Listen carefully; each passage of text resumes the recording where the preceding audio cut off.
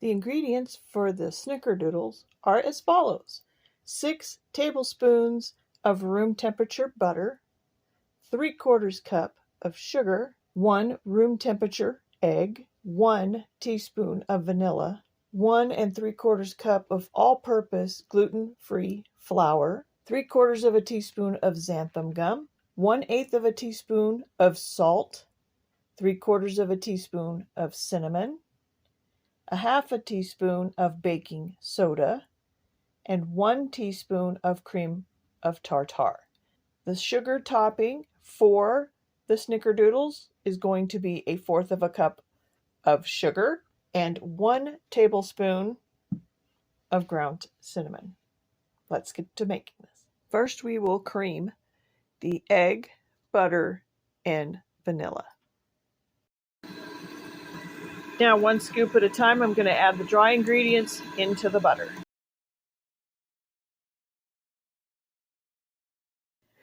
Now take it out of the mixer, and we're going to combine this dough so that it is a solid piece, and then we're going to put it in the fridge to rest till they come together. Okay, now that it's all mixed, I'm going to dump it out onto this wax paper, form it into a long log roll, and refrigerate for about 10 to 15 minutes. All right, it is now made into a log. I'm going to roll it up and put it in my fridge for about 10 to 15 minutes. So it is actually the next day. It was really late last night, so I just wrapped this up and put it in my fridge. So make sure if you're going to do it overnight, wrap it in plastic wrap so it doesn't dry out. So then you're going to unwrap your roll, grab a knife, and you're going to cut discs. Now, depending upon how big you want your cookie, a thicker disc is better.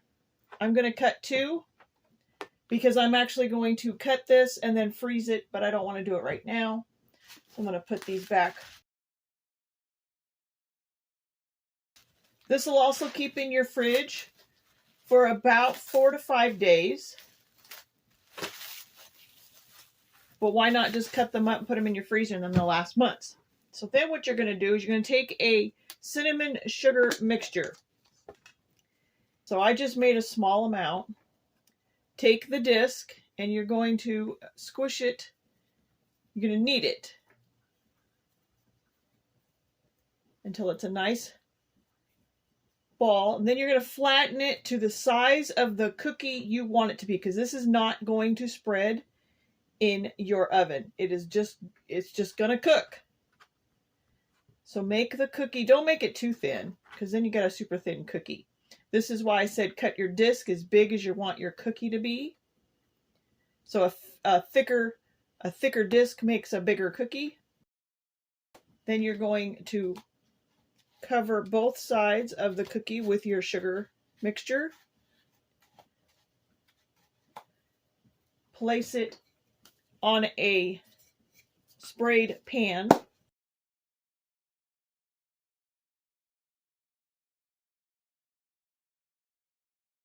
Now you're going to let these cookies sit until they are room temperature uncooked.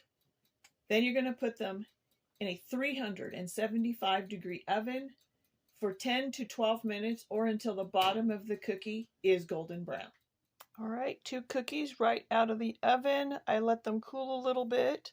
Now these guys are a little bit, they're not hard, but they're firm. So they're not like them ooey gooey, really super soft cookies, but they do crumble. And they're really good. These things are good.